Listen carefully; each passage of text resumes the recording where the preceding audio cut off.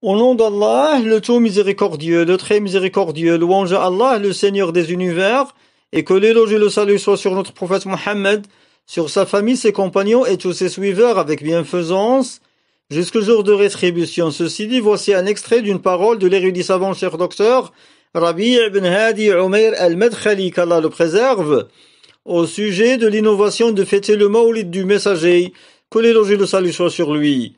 Le cheikh, qu'Allah le préserve, dit, Allah dit, قُلْ إِن كُنْتُمْ تُحِبُّونَ اللَّهَ فَاتَّبِعُونِي يُحْبِبْكُمُ اللَّهُ. Traduction approchée du sens du verset, dit, si vous aimez vraiment Allah, suivez-moi, Allah vous aimera alors. Surat Ali Imran, la famille de Imran, le verset 31. Voici le signe sur l'amour sincère, sur lequel étaient ces nobles compagnons, qu'Allah les agrée. Et c'est pourquoi ils ont sacrifié leurs âmes et leurs fortunes en vue de la diffusion et la transmission de son prêche et de sa prédication.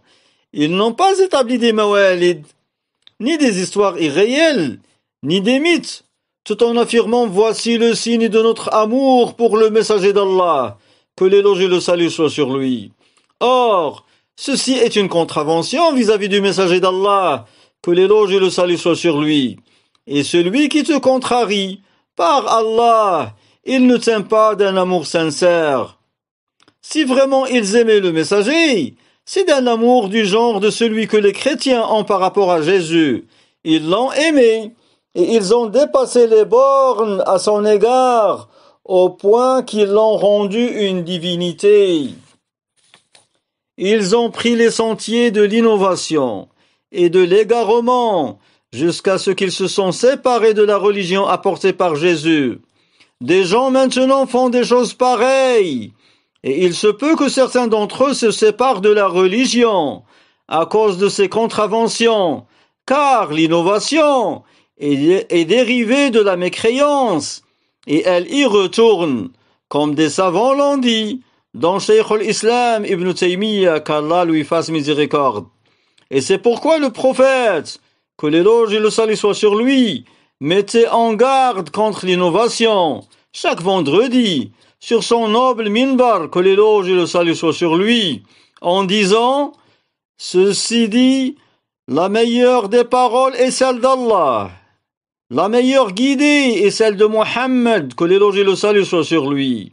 Les pires choses sont les innovations. Fin de citation. Tu délaisses la guidée de Mohammed, celle des califes bien guidés, et tu inventes des choses nouvelles.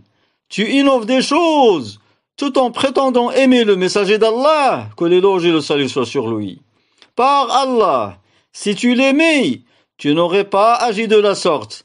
Mais ceci est l'amour d'un ignorant, d'un aveugle, d'un dupe, et qui ne repose pas sur des fondements, ni sur une méthodologie, ni sur une croyance authentique, ni sur le suivi du noble messager, que l'éloge et le salut soient sur lui. L'amour doit être régulé par la législation d'Allah. Sa preuve, c'est que tu l'aimes, tu lui obéis, tu sacrifies ta personne afin de transmettre sa prédication, et tu supportes le tort et ses types en vue de communiquer son message. Voici le signe d'amour, qu'Allah vous bénisse. Quant au mawalid, ou bien voyager spécialement pour sa tombe, ou la circumambulation autour de la tombe, l'excès vis-à-vis de sa personne, et le fait de composer les poèmes contenant l'association, ceci relève de l'égarement. Fin de la parole du cheikh, walhamdulillahi rabbil alamin.